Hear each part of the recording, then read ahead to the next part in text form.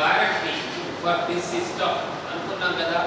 5 years వరకు అతను ఆ వారంటీ అవన్నీ ఇచ్చేలాగా. దాని తర్వాత కన్స్యూమర్ వెండర్ 5 years వరకు he has to take up the O&M works related free of cost.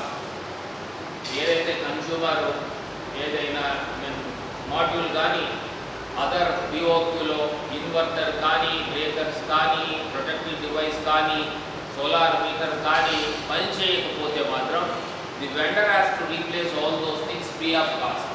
The consumer shall be provided with వారల్ equipment manufacturer నుంచి వచ్చే ఆపరేటింగ్ మాన్యువల్స్ కానీ ఓఎండ్ఎంకి సంబంధించిన మాన్యువల్స్ కానీ ఇవన్నీ కూడా వెండర్ కన్స్యూమర్కి ఇచ్చేయాలి. రేపు పొద్దున అతన్ని మనం ఏం పెట్టుకుంటాము లేకపోతే కొత్త అతన్ని పెట్టుకుంటాం కాబట్టి ఆ కొత్త వచ్చే అతనికి దీనికోసము ఈ ఇన్ఫ్రాస్ట్రక్చర్ కోసం అన్ని ఈ డీటెయిల్స్ తెలవాలి which are there in the manuals. కాబట్టి ఆ కొత్త అతన్ని చేయడానికి కన్స్యూమర్ దగ్గర ఇవన్నీ ఉంటే సబ్సిడీ అమౌంట్ రావట్లేదు అనుకుంటే అటువంటి ప్రాబ్లమ్స్ ఇన్స్టలేషన్ ప్రాబ్లమ్ బికాస్ వెంటనే అన్ని డబ్బులు తీసుకొని నేను అన్నీ చేస్తాను అని చెప్పేసి అతను అగ్రిమెంట్ ఆ సబ్సిడీ వచ్చే విధంగా అతను ఆ ప్రాబ్లమ్స్ అన్ని రిజాల్వ్ చేసి కన్స్యూమర్కి ఆ సబ్సిడీ వచ్చేలాగా చూడాలి. That is also one of the responsibility. Is standards అవన్నీ ఉన్నాయి. ఆ స్టాండర్డ్కి మ్యానుఫ్యాక్చర్ చేసిన ఎక్విప్మెంట్ మాత్రమే ఈ సిస్టంలో వాడాలి. లేకపోతే తర్వాత ఏదైనా సేఫ్టీ ప్రాబ్లమ్స్ వచ్చినా లేకపోతే అవుట్పుట్ పరంగా సరిగ్గా ప్రాబ్లమ్స్ వచ్చినా కూడా the vendor has to take care for those things. The respective registering authority will reserve the right to deregister. ఇందులో ఏమీ తేడాలు ఉన్నా కూడా the national implementing agency project implementing agency REC ఏదైతే ఉందో వెండర్ని ఈ రీతిగా అతన్ని డిస్క్వాలిఫై చేయొచ్చు, బ్లాక్ లిస్ట్ చేయొచ్చు if is not using the equipment properly. Penalties. The vendor must follow all the standards and safety guidelines prescribed under the state regulations and technical standards prescribed by the MSRB. Failing which the vendor is liable for blacklisting from the participation in the government or project scheme and other penal actions in accordance with the law. అతను ఇదే కాదు అతను కానీ ఏదైనా తేడా చూపెట్టి సరిగ్గా installations కానీ కంప్లీట్ వర్క్ చేయకపోతే మాత్రం అతన్ని ఎమానరీ related in case of any misleading information provided by any vendor or condition mentioned in the declaration are not met, ISCOM will act against the registered empaneled vendor including blacklisting. Bench mark cost చెప్పాం కదా, ఈ equipment ఇంత ఖర్చు అవుతుంది దీనికి 50,000 1 kilowatt ఖర్చు అవుతుందని చెప్పారు. అట్లా కాకుండా కొందరు వెండర్లు 60,000 70,000 అవన్నీ తీసుకుంటుంటే అటువంటిది ఏమన్నా ఉంటే because they have agreed to do this job ఆ 50,000కి 10 కిలోవాట్ చేస్తున్నందుకు అగ్రీ అయ్యి రిజిస్టర్ చేసుకున్నారు. అక్కడ ఎక్కడ కూడా నేను 80,000 చేస్తాను అని చెప్పి వెండర్ ఏం చెప్పలేదు. వాళ్ళు మన ఎంఆర్ఈ వాళ్ళు డిసైడ్ చేసిన బెంచ్ మార్క్ కాస్ట్కే మేము చేస్తామని రిజిస్టర్ చేసుకున్నారు.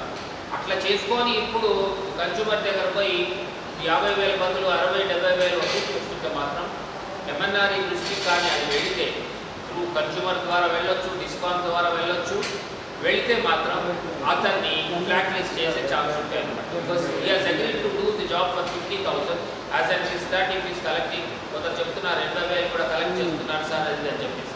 అంటే ఆ 80,000కు అతను చెప్పొచ్చు ఇంకా అడిషనల్ వర్క్స్ ఏమైనా ఉంటాయి. ఆ సిస్టమ్ పెట్టుకోవాలంటే నాట్ ఓన్లీ మన బిఓకు సంబంధించిన కాంపోనెంట్సే కాదు, అక్కడ ఒక్కొక్కసారి రూఫ్ మీద కొంచెం అడిషనల్ వర్క్ సివిల్ వర్క్స్ ఏవో చేయాల్సి వస్తుంది. అప్పుడు చూపెట్టాల్సి వస్తే వెండర్ అదేమని చూపెట్టవచ్చు. సో అసలు జస్టిఫికేషన్ ఉంటే ఏం బ్లాక్ లిస్ట్ ఏం చేయరు బికాజ్ అది అడిషనల్గా కాస్ట్ అవుతుంది. కాబట్టి ఆ రూఫ్ని అవన్నీ బాగు చేయడానికి ఈ స్కీమ్లో ఏమి డబ్బులు ఏమి ప్రొవిజన్ ఇవ్వలేదు కాబట్టి అప్పుడు ఎక్కువ అవ్వచ్చు. సో అది కేర్ఫుల్గా వాళ్ళందరికీ ఓ రేటింగ్ ఇచ్చేస్తారు. మనం చూస్తున్నాం కదా స్టార్ రేటింగ్ల ప్రకారంగా.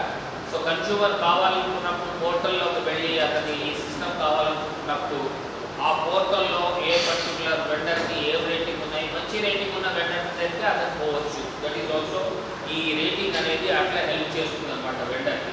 The cumulative score rating of the vendor shall be simple average of the consumer feedback score portal or in the discount respective డిస్కౌంట్స్లో కూడా వాళ్ళు రిజిస్టర్ చేసుకోవచ్చు. ఆల్రెడీ మన దగ్గర రిజిస్టర్ అయిన vendors who are doing earlier స్కీమ్స్లో solar systems అవన్నీ చేసుకున్న వాళ్ళు ఉంటే అంతా బయట పెడతా ఉన్నాం కదా. మళ్ళీ ఇది లైఫ్ కాస్త 25 years. Yes. Maybe it's extended. Maybe after that it is free. Power training institute మన నిజామాబాద్ సర్కిల్లో 2 రోజుల శిక్షణా కార్యక్రమము పిఎం సూర్యగర్ ముఫ్తీ బిజిలీ యోజన స్కీమ్ కింద ఇవ్వడం జరుగుతున్నది. ఈ ప్రోగ్రాంకు మన TGNPTCL Nizamabad circle engineers, DEs, ADEs, sub engineers అందరూ అటెండ్ అవుతున్నారు. ఈ శిక్షణ కార్యక్రమం కింద వాళ్ళకి మంచి అవగాహన కల్పించడం జరుగుతుంది. తర్వాత మన ఇంజనీర్స్ రూఫ్టాప్ సోలార్ ఇన్స్పెక్షన్ చేసి మన డొమెస్టిక్ కన్జ్యూమర్స్కు సబ్సిడీలు అవన్నీ అప్లోడ్ చేయడం జరుగుతుంది. అన్ని పద్ధతిగా ఉంటేనే జరుగుతుంది. ఇదేదో క్యాజువల్గా జరగదండి. యాజ్ పర్ రెగ్యులేషన్స్ ఇన్స్టాలేషన్స్ ఉంటే ఖచ్చితంగా అప్రూవల్స్ ఇస్తారు మన డిస్కమ్ ఇంజనీర్స్. తర్వాత మీకు సబ్సిడీ వస్తుంది. Thank you. Training programme on PM Surya Ghar Bijli योजना एनपीटीसीएल डीईस एंड एडीस एईस सब इंजीनियर्स को 40 मेंबर्स को 2 days ट्रेनिंग ఇవ్వడం జరిగింది. చాలా మహత్తరమైన ప్రోగ్రామ్ ఇది. Individual consumers 1 kilowatt 2 kilowatt 3 kilowatt 5 kilowatt వాళ్ళ లోడ్ ప్రకారము పవర్ జనరేటర్స్గా తయారు కావచ్చు. వాళ్ళు సెంట్రల్ గవర్నమెంట్ ఇచ్చిన సబ్సిడీ వాడుకొని మనమే విద్యుత్ జనరేటర్స్గా తయారయ్యి పొల్యూషన్ ఫ్రీ మనము ఎక్కడికిలో వచ్చిన కరెంట్ ద్వారా లాసెస్ అవాయిడ్ చేసుకుంటూ మళ్ళీ పొల్యూషన్ ఫ్రీ కరెంట్ తయారు చేసుకొని చాలా విద్యుత్తును మనం జనరేట్ చేసుకొని సిస్టమ్కు ఇవ్వడం వలన మనకు బిల్ కూడా తక్కువ వస్తుంది, కరెంట్ బిల్ కూడా తక్కువ వస్తుంది. 1 kilowattకు డైలీ 4 యూనిట్స్ తయారవుతాయి. 3 kilowatts పెట్టుకుంటే మనకు డైలీ 12 యూనిట్లు తయారవుతాయి. మనకు సరిపోతుంది. మన లోడ్ ప్రకారము 3 kilowattsకు 12 యూనిట్స్ డైలీ సరిపోతుంది. వినియోగదారులు దీన్ని అర్థం చేసుకొని తమ ఇళ్ళపై 3 kilowatts మినిమం పెట్టుకుంటే గవర్నమెంట్ సబ్సిడీ వస్తుంది. చాలా మహత్తరమైన ప్రోగ్రామ్ ఇది. దీన్ని వాడుకోవాల్సిందిగా కోరుతున్నాం. పర్యావరణ రక్షణము దాని ముఖ్య ఇంపార్టెన్స్ చాలా పెరిగిపోయింది. ఆ రిక్వైర్మెంట్ పరంగా అన్ని దేశాలు కూడా ఇప్పుడు ఎలక్ట్రిసిటీ జనరేషను బొగ్గు ద్వారా కాకుండా థర్మల్ పవర్ ప్లాంట్స్ కాకుండా ఈ రెన్యూవబుల్ ఎనర్జీ ద్వారా ప్రొడ్యూస్ చేస్తున్నారు. సో దానికి గవర్నమెంట్ ఆఫ్ ఇండియా కూడా కట్టుబడి ఉంది. 2030 వరకు మేము 5 లక్షల మెగావాట్ల పవర్ని ఈ రెన్యూవబుల్ ఎనర్జీ ద్వారా జనరేట్ చేస్తామని ఆల్రెడీ వరల్డ్ బాడీకి కమిట్ అయిపోయి ఉన్నారు. అండ్ 2070 వరకు అసలు కోల్ కాల్చకుండానే ఈ రెన్యూవబుల్ ఎనర్జీ ద్వారా ఎలక్ట్రిసిటీని ప్రొడ్యూస్ చేస్తామని కమిట్ అయిపోయి ఉన్నారు. ఆ రిక్వైర్మెంట్ భాగంగా గవర్నమెంట్ ఆఫ్ ఇండియా ఈ రెన్యూవబుల్ ఎనర్జీని వాళ్ళు ఎలక్ట్రిసిటీ బోర్డ్స్ల ద్వారా పెట్టడం కాకుండా ఈవెన్ కన్జ్యూమర్స్ని కూడా ప్రోత్సహిస్తున్నారు ఇది పెట్టడానికి. దాని భాగంగానే ఈ ప్రోగ్రాం జరుగుతోంది.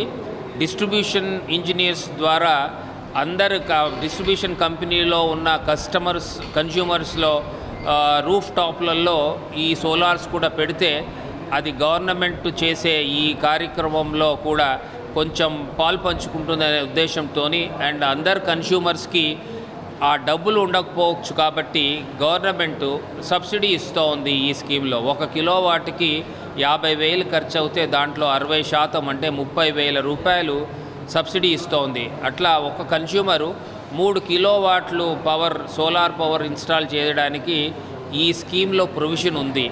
సో ఈ స్కీమ్ ఒక వెండర్స్ ద్వారా పెట్టుకోవచ్చు. ఆ వెండర్స్ సరైన పరికరాలు ఎక్విప్మెంట్ ఈ ఆర్టీఎస్ సిస్టమ్ సంబంధించిన పరికరాలన్నీ కూడా స్టాండర్డ్ పరికరాలు వాడుతూ అండ్ గవర్నమెంట్ ఫిక్స్ చేసిన ధరలకే ఆ వెండర్లు ఈ పనులన్నీ చేయాలి.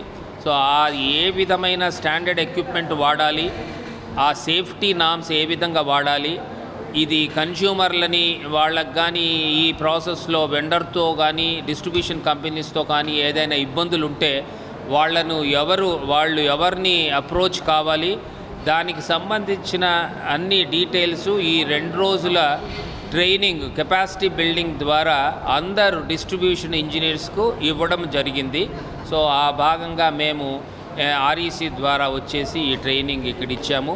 అండ్ ఇక్కడ ఉన్న ఈ నిజామాబాద్లో ఉన్న డిస్ట్రిబ్యూషన్ ఇంజనీర్స్ అందరూ కూడా వాళ్ళ SC గారి దగ్గర నుంచి సబ్ ఇంజనీర్ వరకు అందరు ఎవరైతే ఈ ట్రైనింగ్కి సెలెక్ట్ చేయబడ్డారో వాళ్ళందరూ పొద్దున 10 గంటల నుంచి సాయంత్రం 5 గంటల వరకు వచ్చేసి కూర్చొని అన్నీ మేము చెప్పిన టెక్నికల్ స్టాండర్డ్స్కి సంబంధించినవి, కన్జ్యూమర్ ఏ విధంగా ఒక వెండర్ని అప్రోచ్ అవ్వాలి, వెండర్ అనే అతనికి ఏం టైప్ ఆఫ్ రిజిస్ట్రేషన్ ఉండాలి, ఇవన్నీ వాళ్ళు తెలుసుకొని వాళ్లకు ఉన్న అనుమానాలు ఆర్ డౌట్స్ ఏమైనా ఉంటే వాళ్ళన్నీ క్లారిఫై చేసుకున్నారు.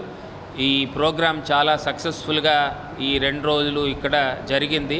దానికి మేము డిస్కామ్ ఇంజనీర్స్కి అందరికీ చాలా థ్యాంక్స్ చెప్తున్నాం. Thank you very